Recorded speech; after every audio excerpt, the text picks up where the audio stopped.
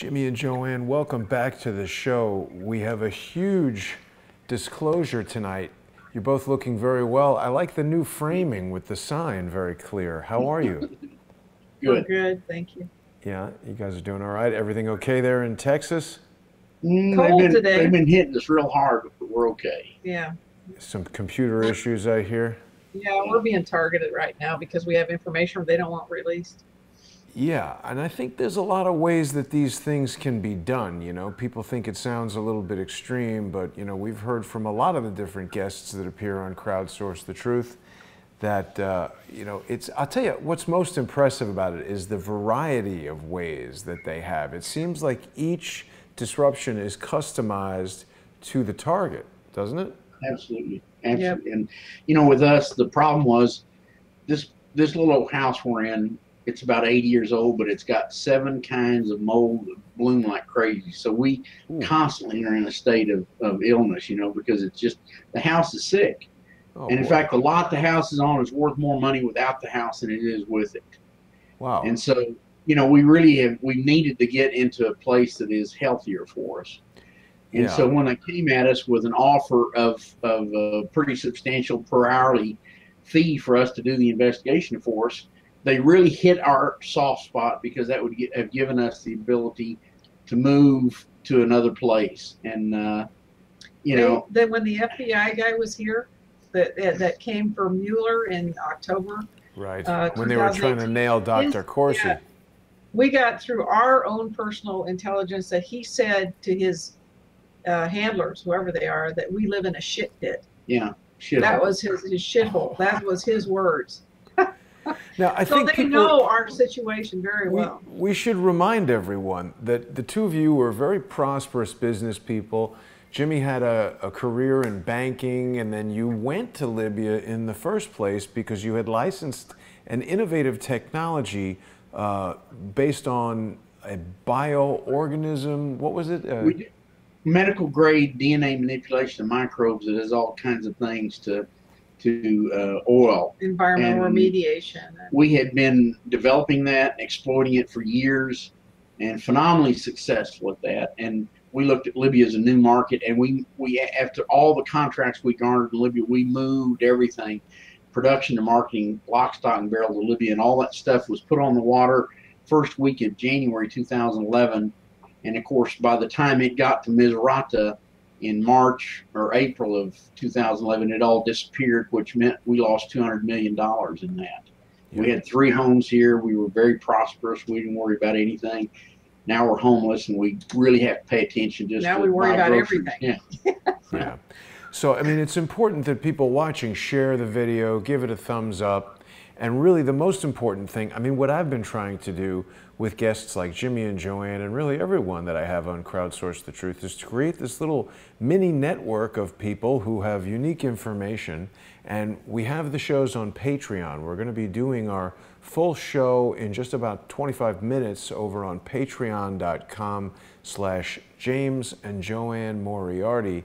And the shows are always simulcast on patreon.com/Crowdsource the Truth and subscribestar.com/Crowdsource the Truth. It's really important that our viewers support the pages that myself and the guests have on Patreon. We're not putting any advertising on these videos. We're not getting paid by anyone other than the viewers. And the whole point of it is, I've decided, you know, a couple of years ago that this notion of billionaire-owned television stations that take ads from other billionaires to pay millionaires to lie to people about things like what went on in Benghazi is just not the way that the news can work. We've created a pretty unique environment here on Crowdsource the Truth where we can have these extended conversations with experts and individuals who have personal, firsthand experience like you two.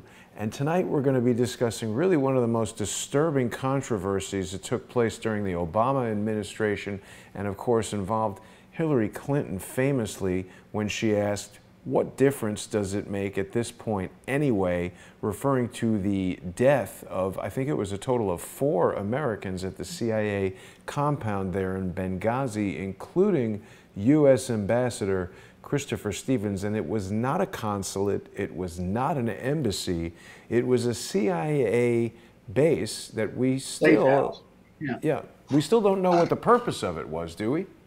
Oh yeah, it was a place that politicians could meet and make deals with the mercenaries and with the bad guys, and they could cut deals, you know, and other government services made sure that that house was full of money so they could make payouts. And operatives could work out of there.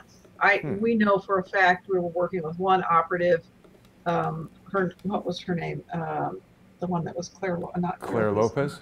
No, this was the one that introduced us to the DIA too. She was Michelle Bachmann's aide. Yeah. Tara Dahl. Tara Dahl. Huh. When she was an operative, a CIA operative, which we learned through many bad things. But one time she was in Libya, and she was at a safe house, a CIA safe house not in Libya, excuse me, in Egypt, and she met one of our tribal leaders and asked him if he would come meet her for coffee near where he was staying, and he said, "How would she know where I'm staying?" Yeah. See, this is what the operatives do. He said, on the street, this is our Libyan. One of our Libyans told us they're offering $25,000, $50,000, $100,000 for intelligence in that region. Wow. He said to people on the streets. But listen, what they're really trying to do is find out how much information is out there so they'll know who to eliminate. And this information we're putting out tonight is by far the most dangerous information we've ever put out. It absolutely takes Benghazi from A to Z, discloses with a report from the Libyan government on Morsi's involvement. Morsi was a 30-year friend of the Clintons. The men who actually attacked the house in Benghazi, the 4 leaders of the attack, one of them an American, 3 of them Libyan. Their names are disclosed. The 3 men that killed Chris Stevens, we don't have the American's name. We've never gotten it, and they don't know that in Libya. Wow. But the 3 men that actually killed Chris Stevens, how they killed him, they snagged him out of it, how they killed him. There's diagrams of how this whole thing took place. There's a video testimony of one of the players. Yeah, he was arrested, and this is a video testimony of his disclosure of what really happened. So this is a huge deal. And years ago, the Secretary of State's office offered $10 million for information leading to the disclosure of who was actually coordinating that attack on that safe house in Benghazi. So here it is. We ought to be entitled to $10 million from this. At the time that they were offering that, the tribes offered this information to us, and we said we don't want it because we first of all have to make sure that we can get it to the right people, and of course nobody in this government wanted it. So when this investigator and this attorney offered to pay us some money, which is huge money to us now, wasn't anything in those days, we jumped on it because we knew we could get the information.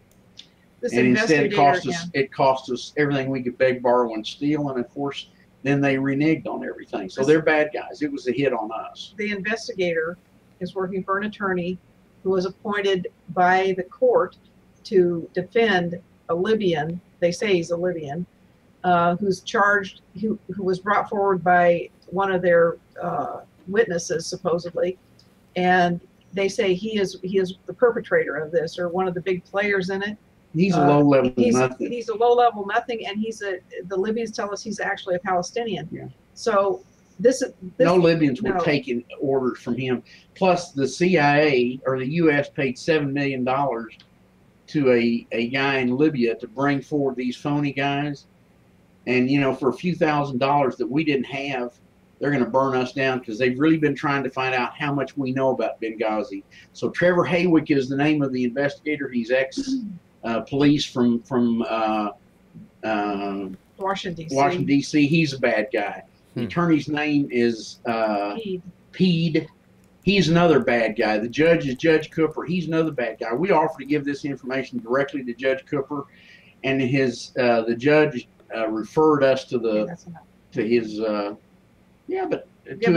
clerk. Right. They need to watch the video. Yeah. We'll be disclosing all of this stuff, of course, when we resume on patreon.com/James and JoAnne Moriarty and patreon.com/crowdsource the truth. That's going to be in just 20 minutes, so it's really important that people get over there and sign up and support Jimmy and JoAnne.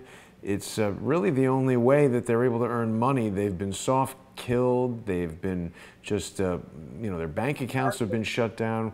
We heard about all this from so many different people, and we're trying to put together a network of individuals who are sharing the kind of important information that viewers of Crowdsource the Truth really want to see.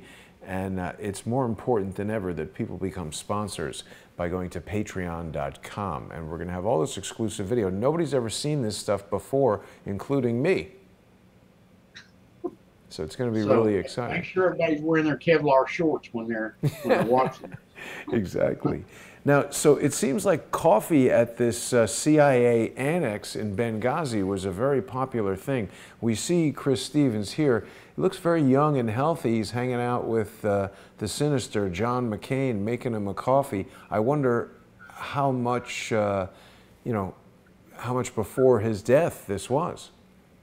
Well, it had to be, you know, within a year or two, because from the time he became ambassador until they took him out was only a couple of years. Chris Stevens was in Libya, I think it was 2006 or 2007, with the team that was supposedly dismantling any nuclear enrichment. I have a picture of him with the team. He was CIA. They've removed that off the internet. You can't find that anywhere, but he was CIA before he became Hillary Clinton's gun runner and the ambassador to Libya. Gun runner first, then ambassador. And what was the purpose? What were they trying to do? They wanted to take guns from Iraq through Libya into Syria to overthrow Assad? They were trying to hide the chain. They were trying to funnel guns to all the CIA, Mossad, MI6 terrorists worldwide. So they're using Libya, and they're funneling guns through Saudi Arabia, through Turkey, into Libya, and then from there out. First, they had to get them into Libya to take over Libya, and they came via Qatar. Some from Turkey. Now they're coming in from Turkey, but a lot of them came from Qatar, which is a huge center of training and stuff for the militants, or I guess you have to call them the proxy army of the New World Order, because that's what they are, these ISIS and terrorists. But you know, the amount of weapons, huge amounts of weapons, and funneling them through Libya, they could say that they were all Gaddafi's weapons. But Chris Stevens was one of the people involved in the shoulder-mounted rockets that were sent into Libya. They were Northrop Grumman rockets. We've confirmed all that information. They were trying to get them back because one of those rockets shot down a U.S. helicopter in Afghanistan. They got the numbers off of it. They know where that rocket came from. And governments from all over that part of the world were upset about the proliferation of weapons out of Libya into their countries. So Chris Stevens was the point guy for Hillary Clinton with these rockets. The rockets were bought by the State Department when she was in being Secretary of State. So he was to get these rockets back from Turkey, and Turkey turned him down, and he was assassinated that night. As you know, dead men tell no tales. Of course. And you know, we've heard from Kevin Shipp many times that Hillary Clinton was given a secret CIA clearance as First Lady under Bill Clinton as president, and that's something that has never been done before, I don't think, for a First Lady. She's basically had this CIA protection. Now, you know what I just noticed? I've been looking at a lot of pictures of Hillary Clinton today with her famous "What difference does it make?" And there does seem to be some incongruence between her left and right eyes. The glasses she's wearing in that famous "What difference does it make?" image have some kind of lenticular lens to, you know, she had a head injury or something like that from a plane crash. Double vision or something. She was having trouble with her eyes. There were prisms in the glasses. They were prisms. Something. You can see this lenticulated lens here with the vertical lines. That's very unusual. Those are prisms. I used to wear those also. So. Interesting. I'm in bad company. Well, so they obviously were up to no good, and as you said, dead men tell no tales. People might remember in 2018, I went to SHOT Show in Las Vegas where I met and spoke with Chris Tanto Peranto. He doesn't have a lot of good things to say about Hillary Clinton. You know, he obviously survived. There's all kinds of stories that we've heard about the contractors to the CIA that were protecting the annex there having to sign non-disclosure agreements, not being allowed to speak about anything that went on there. So there's still a lot of questions that surround everything that happened in Benghazi. Trey Gowdy yelled at Hillary Clinton quite a bit, but we really just don't know what was going on. We tried to give this information to Trey Gowdy, but he wasn't interested. His biggest money gatherer, so he's going to be all over this. And 3 or 4 times later, when they called us, he never contacted us. And then his office said, yeah, he's got a file on me. Don't call him. We'll call you. So, you know, Trey Gowdy did not want this information. He's a speechifier. You know, that's what you've got in Washington, D.C. You've got a bunch of speechifiers, but you've got nobody. They're real good at organizing committees, but they're not out to help anybody in this country. Yeah, yeah. This interview with Chris Peranto, we spoke about how the fest was held back, and that's a fast emergency security team or something like that. These guys were calling for help, and there was even like a base that they were in, and they just kept saying, don't come. So it's like they wanted that annex to be destroyed. Well, it was a setup. There were weaponized drones above that area. They could have stayed off the attack in time for other people to get in there. The tribes called us that night on Skype and said, your safe house is being attacked, your ambassador is being attacked, send help. Then after that was done, then they called and said these guys who killed him are in this hospital over there. But for 5 days before that, that whole area was cordoned off. Yeah. No cars could get in there for 5 kilometers. We were warned 6 weeks before it happened by a Libyan general. He called us on a satellite phone from the desert, and it was real scratchy. We didn't understand what he was saying. He said, your property's going to be attacked. Kept saying that. So people knew about it, and of course, Chris Peranto and his comrades who were there, it's a pretty well concluded statement that they didn't want anybody coming out of there alive. And the fact that these guys are here and talking about it is, he's tweeting against John Brennan all the time and Hillary Clinton all the time. Chris Peranto is a really great guy, and this was an enjoyable conversation. I hope that people will go back and take a look at that conversation with Chris Tanto Peranto at SHOT Show. That was, when was that? January 2018, so more than a year ago. We're just about out of time here for our preview on YouTube and Periscope and Facebook and DLive. People can see this material, this exclusive material and disclosures that JoAnne and Jimmy are going to be making on patreon.com/James and JoAnne Moriarty and patreon.com/crowdsource the truth. I really hope that people will go and support both pages. Jimmy and JoAnne really need our support. And of course, Crowdsource the Truth cannot continue to bring you these shows, whether they're on YouTube or elsewhere, without the support of our viewers. I also want to remind people to visit LibyanWarTheTruth.com. That's Jimmy and JoAnne's website. Totally free to go there. And if you become a sponsor of their Patreon page, they're going to send you their DVD free shipping, and that's only for sponsors. You're going to save $5. The DVD is $15, and sponsors of patreon.com/James and JoAnne Moriarty can email JoAnne and Jimmy, and you're going to get free shipping on that DVD, which contains a lot of really important information. Jimmy, JoAnne, I'll see you in just 11 minutes on Patreon and Subscribe Star. Thanks for watching, everybody. We'll see you there.